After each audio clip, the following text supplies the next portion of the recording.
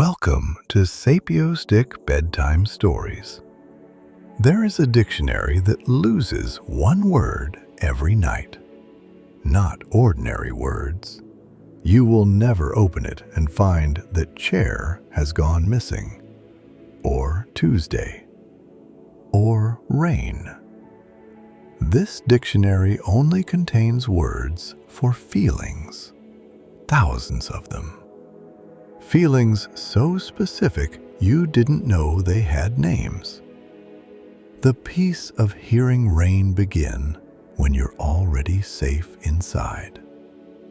The strange homesickness you can feel for a person instead of a place.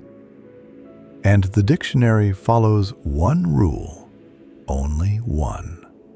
A word survives as long as one living person still feels its feeling.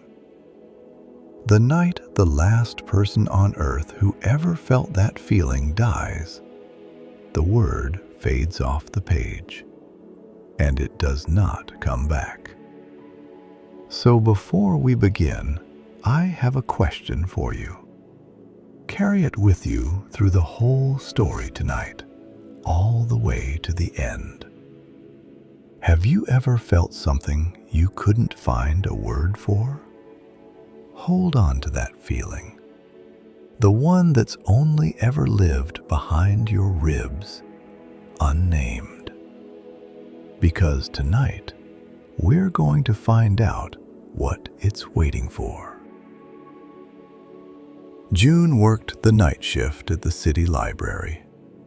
She was the one who turned off the lamps floor by floor, and shelved the books that people left behind like small abandoned boats. She liked the night shift. The library at 2 in the morning is the quietest place in any city. A building full of voices, all of them holding their breath. June's life was not sad exactly. It was muffled. She was 44. She ate the same 3 dinners, and every Sunday she took the number 9 bus to a care home on the edge of town to sit with her mother, who was forgetting her. Not all at once. That's not how it works.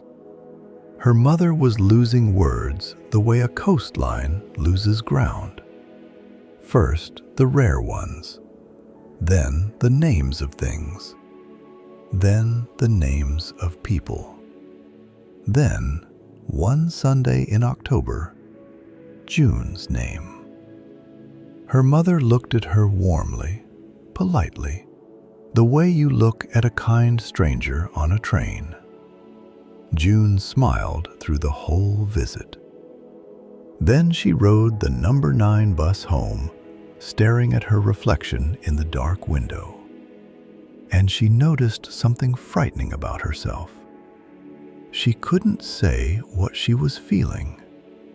She reached inside for the word, and there was nothing there. Just a shape with no name on it. Remember that. It matters later. She found the dictionary 3 nights afterward in the basement on a cart of donated books nobody had sorted in years. It was heavy, bound in gray-green cloth, with no author and no title on the spine. Inside the front cover, in careful librarian's handwriting, was a note from someone who had signed only as the previous keeper. Each entry lives as long as someone feels it. The faint ones are down to their last few. You don't have to do anything, but you can. June almost laughed. Then she turned the pages and stopped laughing. Because most of the entries were crisp and black. But scattered among them were words printed in gray, fading like photographs left in the sun. And one entry on page 312 was so pale she had to tilt the page toward the lamp to read it at all. Valoon. The peace of hearing rain begin while you are already home. June read it twice. She knew that feeling. She had felt it 100 times without ever once thinking to keep it.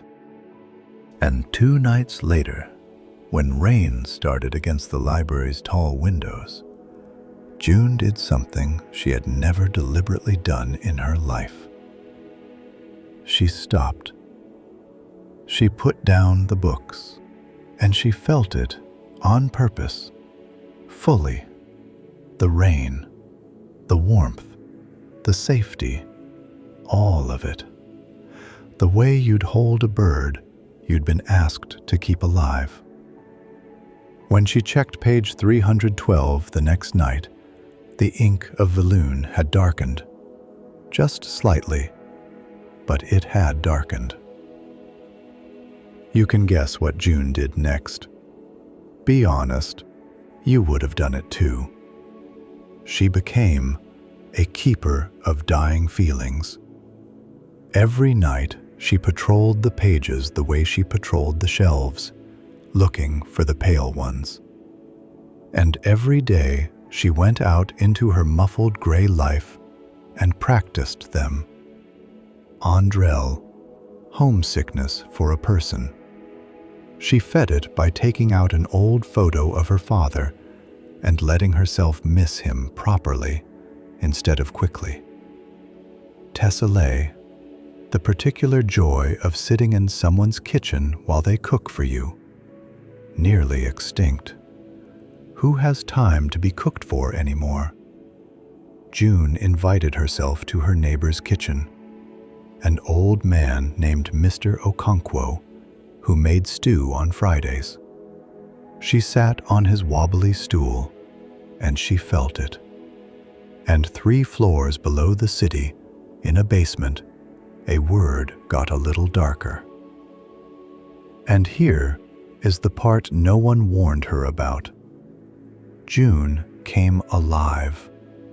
She had thought of feelings her whole life the way most of us do, as weather, things that happen to you. Now, she was a gardener of them. She felt more in 2 months than she had in 20 years. Colors did that thing colors do. Food tasted like its ingredients again. Saving the words was saving her. But the dictionary was patient, and it was waiting to show her the cost. Because one night in December, June turned to a page she had been avoiding, without admitting she was avoiding it, and found the palest word she had ever seen. So faint, it was almost a watermark. One quiet line. Marin, the love you keep for someone who no longer remembers you. June sat down on the basement floor because she understood 2 things at once.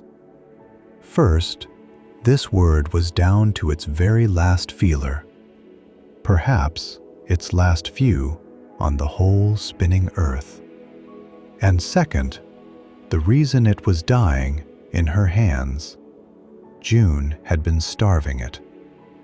Every Sunday since October, she had been arriving at the care home a little later, leaving a little earlier, smiling a little harder, feeling a little less, numbing the visit down to something survivable, protecting herself from the stranger wearing her mother's face. The rule of the dictionary was simple. A word lives as long as someone feels its feeling. Not has it, feels it. And June had been refusing to feel the one feeling that was hers to keep. Here, I want to tell you something true. Not story true. True, true.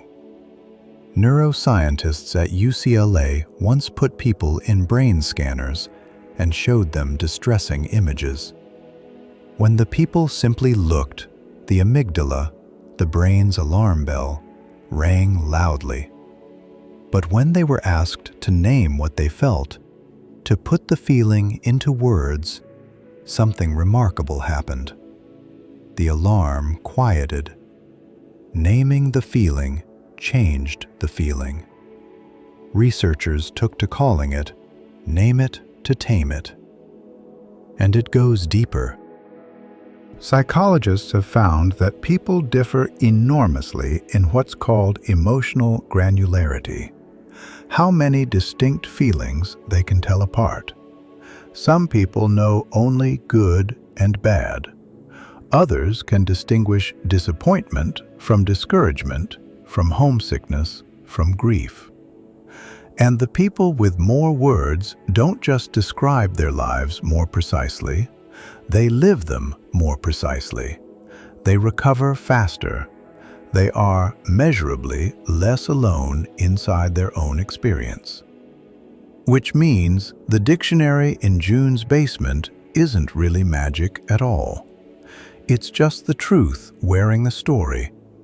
A feeling without a name is a room without a door. You can be locked inside it for years. June had spent every Sunday since October locked in exactly that room. You remember, the bus window, the shape with no name on it. Now turn the page with her, because the dictionary has one more thing to show her, and it is not what she fears. June went back on Sunday, early this time. She sat with her mother the whole slow afternoon, and she did not numb it. She let Marin have all of her, the love with no receipt, no recognition, no reward. Her mother didn't know her name. Her mother held her hand anyway, and hummed something from a country she could no longer name either. It was the hardest feeling June had ever kept. That night, she went straight to page 340, expecting to find Marin Darker. It was gone. The entry, the ink, the line on the page, gone, as if it had never existed. June stood in the basement with her heart pounding, thinking she had failed, thinking the last other feeler had died that very day and the word with them. Then she noticed the back of the book, the final pages of the dictionary, the ones she had always assumed were blank. They weren't blank, they were arriving. Faint marks darkening night by night the way Valoon had darkened. But these were words she had never seen before. New entries, assembling themselves letter by letter, like ink deciding to exist. And the newest one, the darkest one, stopped her breath. It had been forming for exactly as long as she had been visiting her mother without armor. A new word, a bigger word. Its definition was already legible. The love that stays after memory has gone. Love spoken in touch, in presence, in humming, needing no name to answer to. Not Marin. Marin had been smaller than this, one-directional, an ache. This new word held the ache and the humming and the held hand. The old word hadn't died, it had outgrown itself. And beneath the definition, where the word itself belonged, the letters were still coming in, half-formed, patient, unfinished.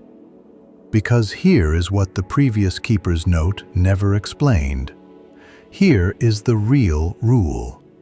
The one June finally understood, standing in a basement at 3 in the morning. A new word cannot finish being born until a second person begins to feel it. One feeler keeps a word alive. It takes two to bring one into the world, which meant that somewhere out there, in another city, in another care home hallway, on another number 9 bus, a stranger was sitting with someone who had forgotten them and holding their hand anyway and feeling exactly this. June had spent months believing she was the last speaker of her loneliest feeling. She had never been the last. She was the first, one of two, the co-author of a word the world didn't have yet. She sat down on the basement floor, same lamp, and cried in a way that had nothing to do with sadness. On the page in front of her, unhurried, the new word kept arriving, letter by letter, like footsteps coming up a long staircase toward the light. The story doesn't tell us the finished word. It can't. It isn't finished. So here we are, you and I. You've been carrying something since the beginning of this story. The feeling you couldn't name. Maybe it visited you years ago and never told you what it was called. Maybe it's here right now, in the dark, somewhere behind your ribs, that shape with no name on it. You've probably assumed what June assumed, that a feeling without a name is a feeling you're having alone. That's the quiet fear underneath it, isn't it? Not that the feeling is strange, that you are. But tonight, consider the other possibility. Consider the back pages of the book. Maybe your unnamed feeling isn't nameless because you're the only one who's ever felt it. Maybe it's nameless because the word for it hasn't finished being born, because it's still assembling itself, letter by letter, in the dark, waiting for its second feeler.